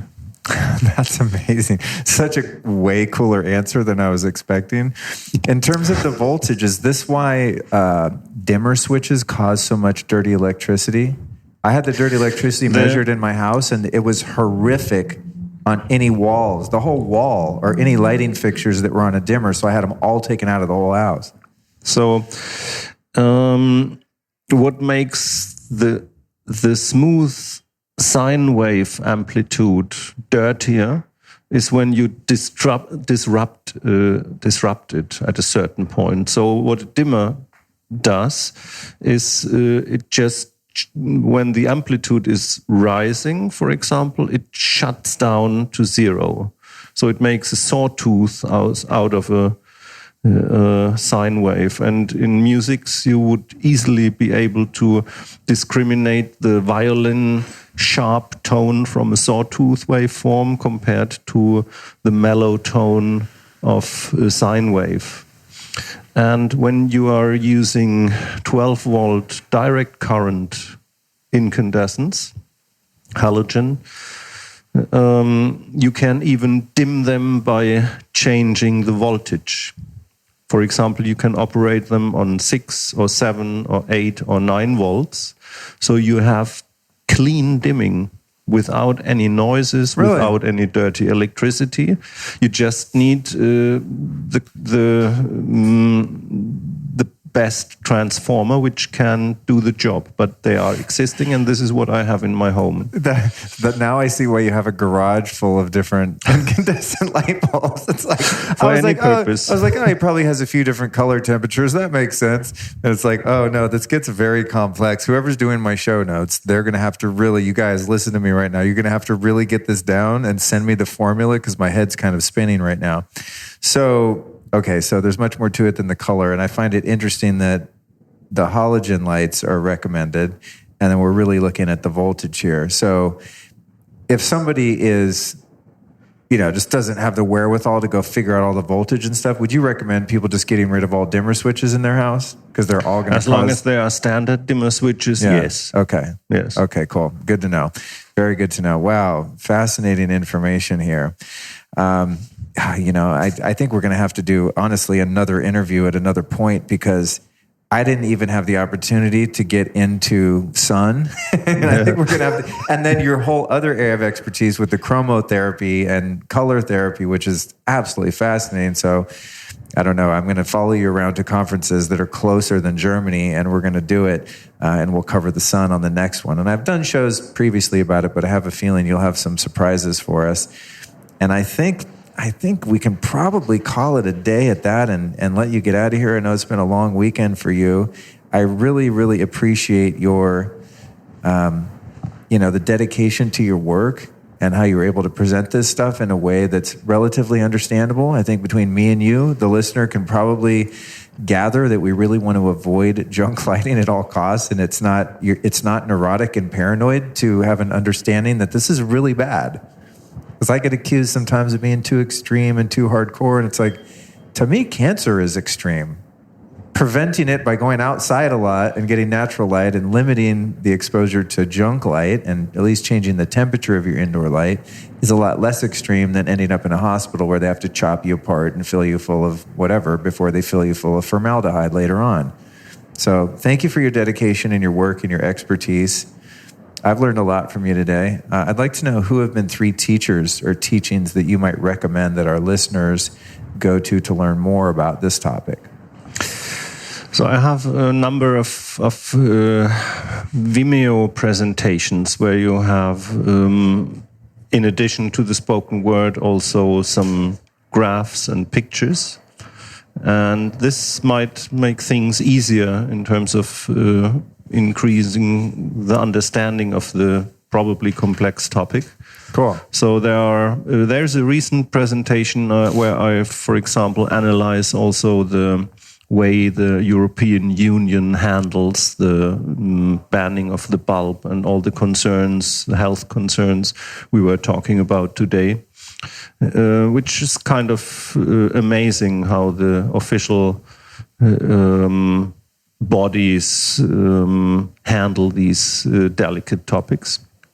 Yeah, and what I recently published a book, Die Kraft des Lichts, but as you can tell from the title, it's fully German and is not translated at the moment. But there are tens of presentations which deal all with the topics we were addressing today. So more of your work can be found on your Vimeo channel. That's where we can take like a deep dive and really geek out. And if you ask me for textbooks on photobiology, there are some. One is a book which has been published in the late 1970s from Professor Fritz Hollwich, would the Americans probably say. It has been published again in recent years, so it's again available, and I would definitely recommend this. The influence of ocular light perception on man and animal. So this is a very recommendable textbook if you want to dive deeper into the endocrine and hormonal effects of light. I'm glad that you just mentioned on animals, because something I think many people probably don't consider is the effect of junk lighting on their pets. Right? They have the same biology. Like they've evolved to also not see this insane, weird alien light all night either at the intensities that we do. So interesting. A couple other experts or teachers you might be able to point us to? I could maybe consider some of the. I could probably give you a list after we ended this, because there's too many. My brain is getting empty after the talk, and it's only been the same as your batteries do. It's only been an hour and 51 minutes, man. Listen, thank you so much for joining us. How about, in addition to your Vimeo, do you want to send us to your website? If you got any links that would be useful for people to come learn from you? I will look it up, and I will provide what seems to be reasonable. Cool. All right, we'll put it in the show notes. But for now, send everyone to Vimeo to watch your videos and learn more about this stuff. Thank you so much for joining me today. I appreciate it. Thank you very much, Luke. It was a great pleasure.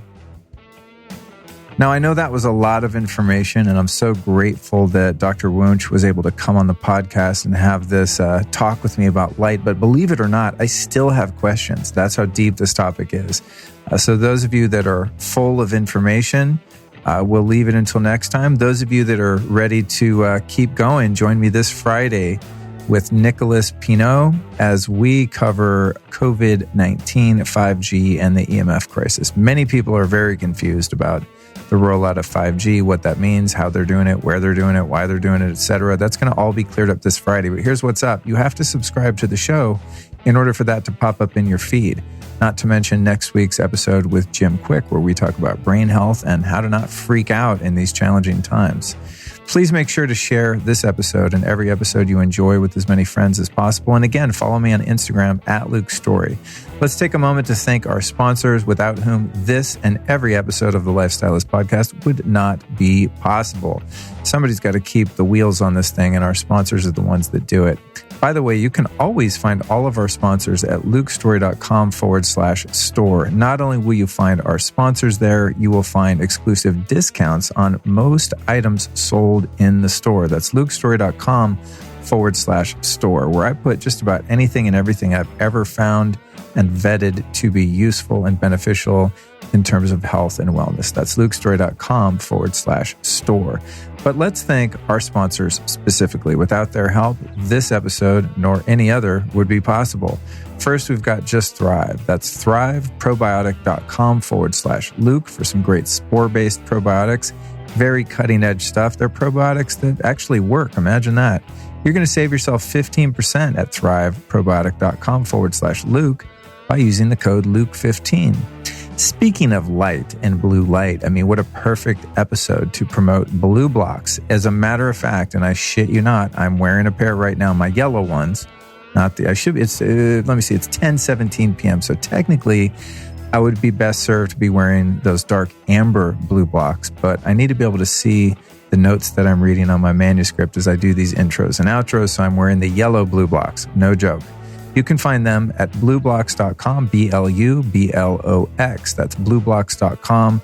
The code there is LifeStylist, and that saves you 15% off. And you can get prescription glasses over there, readers, all kinds of stuff. These guys are awesome.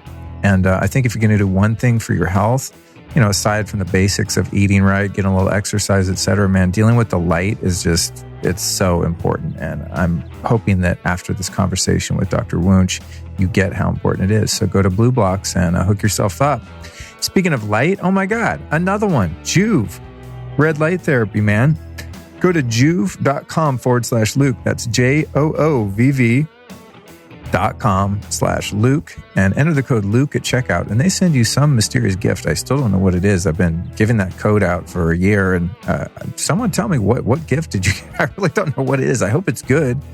I've got some upcoming events which are possibly subject to change. We've got Cuixmala, Mexico, the Healing Power of Energy Retreat, June 17th through 24th.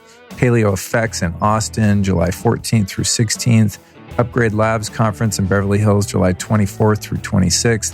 Meet Delic in LA, August 8th and 9th. And then again, back to London for the Health Optimization Summit, September 12th and 13th, 2020. So I'm praying that these events all go down.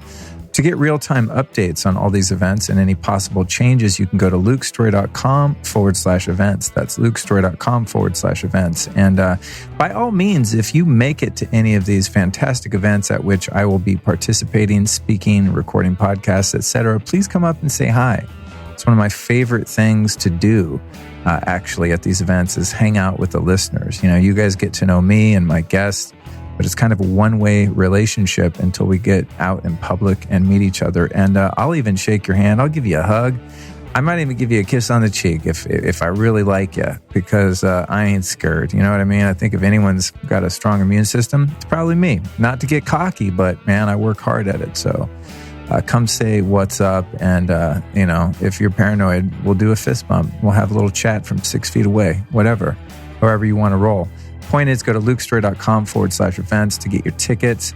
Go to lukestory.com/store, again, to find all of our amazing sponsors and tons of other products that I use and recommend. And with that, I will leave you, and we'll be back this Friday with Nicholas Pinot talking about the COVID and 5G situation. I'll get back in your eardrums then. And for now, thank you so much for listening.